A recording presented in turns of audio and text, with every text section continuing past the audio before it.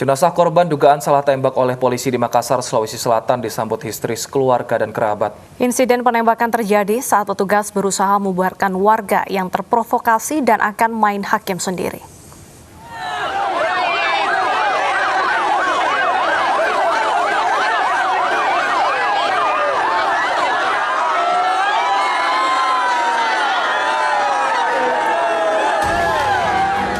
Kerabat dan keluarga Anjas, korban dugaan salah tembak oleh polisi, tak kuasa membendung kesedihan saat jenazah korban tiba di rumah duka. Tangis histeris pecah saat jenazah pria 23 tahun ini pulang tinggal nama.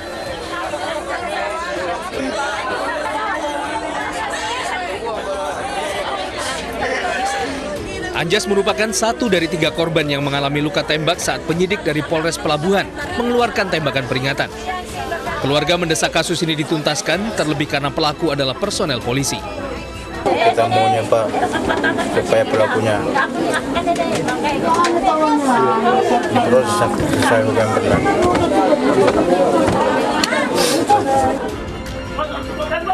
Sebelumnya salah satu penyidik Bribka Uskan dikeroyok dan terpaksa mengeluarkan tembakan peringatan ke udara guna melepaskan diri dari amukan massa. Di saat yang sama, ketiga korban, Anjas, Iqbal, dan Amar terkena tembakan. Pelaku yang tembak Kak, ada di ujungnya baru kan satu. Terpaksa, kasih begini Kak tembak tembak langsung. Mau sampai ancam atau bagaimana? Tidak ada ancaman, langsung tembak. Kaki di? Iya. 6 polisi yang bertugas saat itu kini diperiksa di Ditpropam Polda Sulawesi Selatan. Dari Makassar, Sulawesi Selatan, Yul Yusfin, iNews melaporkan. Dan untuk mengetahui informasi selengkapnya, kita akan berbincang langsung dengan Kabid Humas Polda Sulsel, Kombes Pol Ibrahim Tompol. Selamat siang, Pak Ibrahim. Selamat siang, Desa. Baik, Pak Ibrahim, ini awalnya akan melakukan tembakan peringatan, tapi justru mencederai 3 orang. Ini bagaimana ceritanya bisa sampai kejadian seperti ini, Pak? Iya, jadi peristiwa ini bermula dari adanya kelompok masyarakat yang resisten terhadap langkah yang dilakukan oleh petugas saat melaksanakan penyelidikan.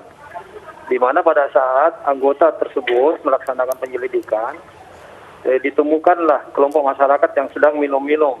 Nah, pada saat itu dilakukanlah interaksi oleh oleh anggota kepada masyarakat tersebut. Namun pada saat dilakukan interaksi, masyarakat tersebut langsung melakukan penyerangan setelah mengetahui bahwa ini anggota petugas yang melakukan pencarian terhadap rekannya. Nah, pada saat diserang ini, petugas tersebut akhirnya melarikan diri. Nah, pada saat melarikan diri sambil dikejar, dilempar batu dan kayu, diteriaki maling, sehingga banyak lagi kerumunan massa yang turun, sehingga anggota tersebut merasa kepepet. Nah, dengan kondisi tersebut, akhirnya anggota mengeluarkan tembakan dan memanggil rekan yang kebetulan saat itu melakukan penyelidikan. Di TKP kemudian terjadilah beberapa penembakan. Nah, penembakan ini akhirnya mengakibatkan 3 orang yang terkena peluru. Nah, kita juga melihat kondisinya bahwa 2 stabil dan kemudian 1 meninggal. Baik. Kita menyampaikan. Baik, Pak Ibrahim. Berarti ini bukan tembakan peringatan ya? Jadi posisinya sebenarnya sudah ada tembakan peringatan yang diberikan sebelumnya. Namun tembakan peringatan ini tidak dihiraukan oleh massa. Sehingga anggota tersebut berupaya untuk mempertahankan diri.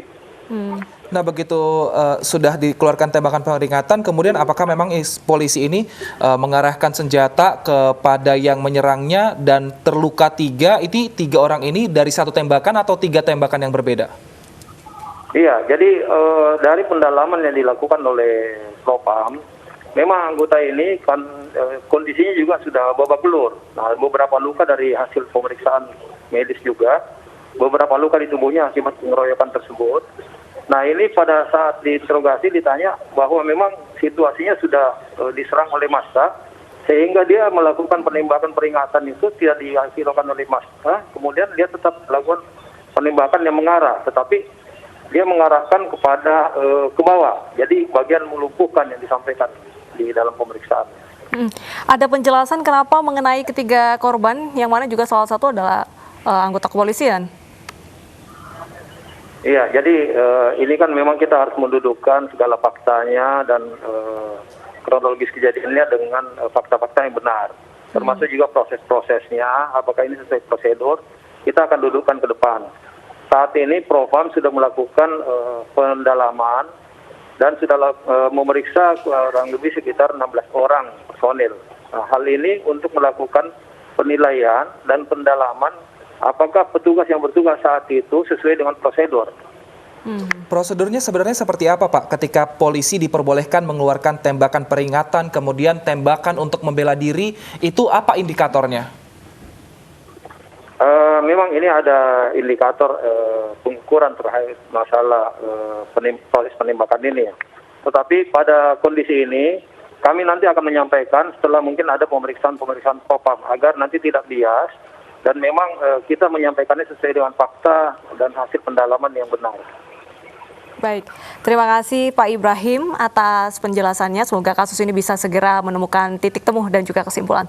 Terima kasih sudah bergabung di iNews Siang. Pemirsa, pemakaman jenazah yang terpapar corona wajib dilakukan oleh petugas dengan memakai APD lengkap. Namun pada prakteknya, keluarga korban malah nekat tidak memakai APD lengkap saat berada dekat dengan lokasi pemakaman.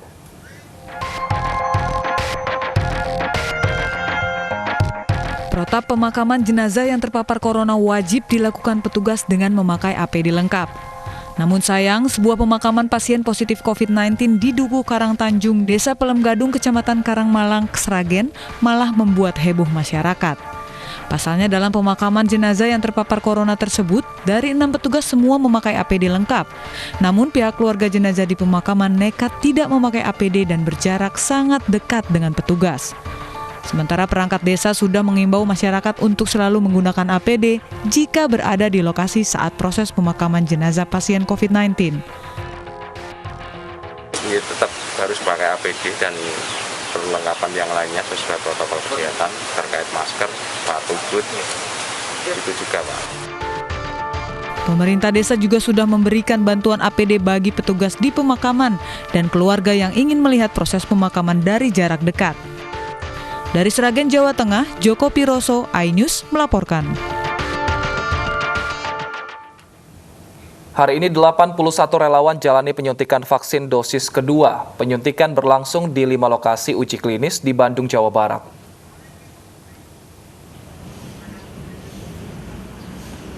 ...81 relawan pagi tadi menjalani penyuntikan vaksin COVID-19 dosis kedua. Penyuntikan vaksin ini berlangsung di 5 lokasi uji klinis. Salah satunya di Klinik Kesehatan Unpad Kota Bandung, Jawa Barat. 81 relawan ini sebelumnya sudah menjalani vaksin dosis pertama 14 Agustus lalu. Setelah penyuntikan dosis kedua ini, 81 relawan akan melaporkan perkembangan kondisi kesehatan pertengahan September mendatang. Dan selama 14 hari ke depan, para relawan ini diimbau tidak berpergian keluar Bandung untuk kepentingan penelitian.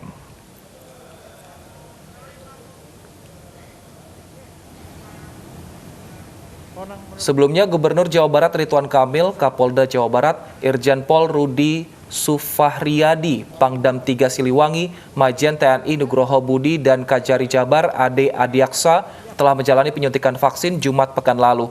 Sebelumnya, Ridwan Kamil dan jajaran pejabat daerah ini telah mengikuti rangkaian tes kesehatan untuk menjadi relawan vaksin. Selain Ridwan Kamil, ada 25 orang relawan uji klinis yang divaksinasi di Puskesmas Garuda. Uji klinis vaksin COVID-19 yang dikembangkan oleh perusahaan Sinovac Biotech Cina ini mulai diuji kliniskan sejak awal Agustus 2020 pada 1.600 relawan.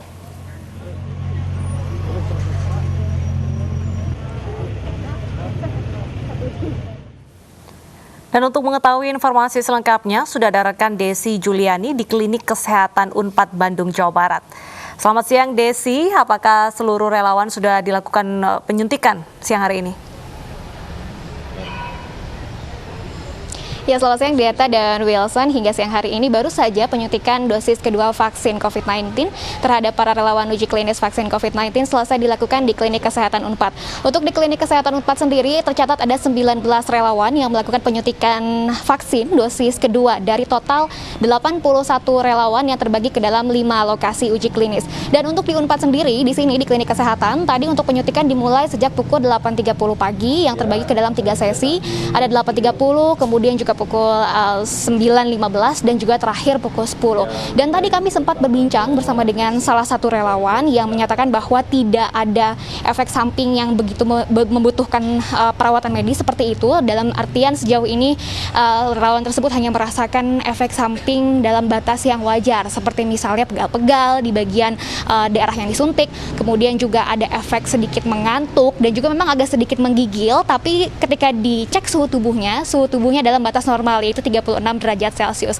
Nah, tadi juga relawan tersebut mengungkapkan kepada kami ada beberapa tahapan sebelum dilakukan penyuntikan vaksin terhadap relawan tersebut. Dan berikut pernyataan selengkapnya dari salah seorang relawan pada kami beberapa waktu lalu. Awal kedatangan kan dicek suhu tubuh dulu, dicek tensi, terus karena saya perempuan jadi cek kehamilan dulu.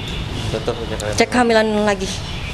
Terus sesudah itu diobservasi kemarin sesudah vaksin yang pertama ada keluhan apa, jadi diobservasi kira-kira bisa step vaksin yang kedua atau enggak gitu. Terus selanjutnya saya emang bisa step yang keduanya, vaksin yang kedua. Selanjutnya apa Bu kegiatannya?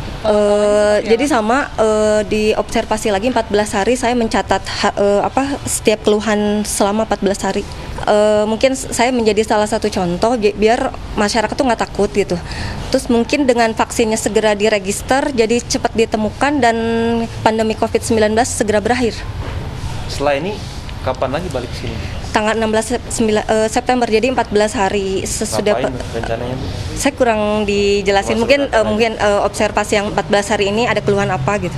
Jadi masih pakai ada kartu pemantauan? Kartu yang baru dikasih. Ada kartu yang baru dikasih nggak? Iya dikasih. Jadi kartunya baru yang ini. Sama tapi isinya? Sama isinya, jadi hanya. Ya, berdasarkan informasi atau data yang sudah kami konfirmasi kepada manajer lapangan dari tim uji klinis vaksin COVID-19, hingga saat ini sudah tercatat ada 248 relawan yang sudah dilakukan vaksin, 102 diantaranya termasuk yang hari ini sudah dilakukan penyuntikan dosis kedua, sementara sisanya 146 relawan termasuk dengan jajaran pejabat daerah Provinsi Jawa Barat akan dilakukan vaksin diprediksi 11 September 2020. Wilson Deta. Baik, terima kasih Desi atas laporan Anda, selamat bertugas kembali. Pemirsa, Gedung Komisi Pemberantasan Korupsi Jakarta mulai hari ini ditutup selama 3 hari ke depan. Meski ditutup, pemeriksaan perkara tetap berjalan dan dikerjakan di gedung lama KPK. Gedung Komisi Pemberantasan Korupsi ditutup selama 3 hari mulai dari hari ini hingga Rabu mendatang.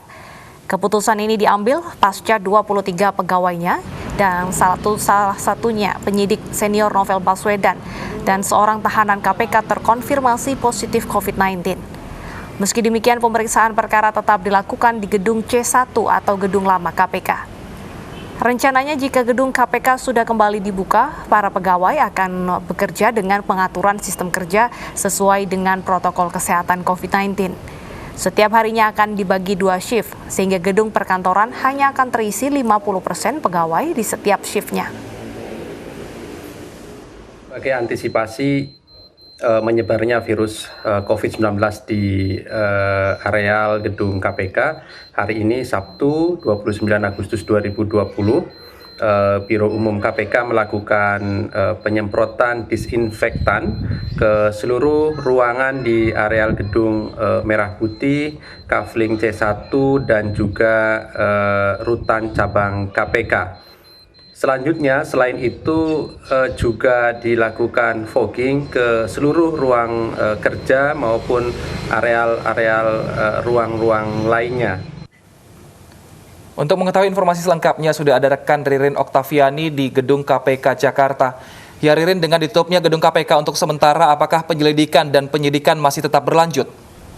Ya Wilson, dan juga untuk mencegah penyebaran COVID-19 dan juga mensterilkan gedung Komisi Pemberantasan Korupsi, pimpinan KPK mengambil kebijakan untuk melakukan sistem bekerja dari rumah untuk pegawai Komisi Pemberantasan Korupsi mulai hari ini hingga hari Rabu 2 September mendatang. Kebijakan ini diambil oleh pimpinan KPK usai menggelar rapat pimpinan yang pada hari Jumat kemarin berdasarkan data yang kami dapatkan bahwa terdapat peningkatan jumlah pegawai yang terpapar COVID-19 menjadi 23 pegawai, 1 diantaranya merupakan penyidik senior Novel Baswedan, ditambah dengan 1 tahanan Komisi Pemberantasan Korupsi. Dan saat ini aktivitas di gedung KPK sepi, para pegawai tidak menghadiri atau tidak berada di gedung Komisi Pemberantasan Korupsi.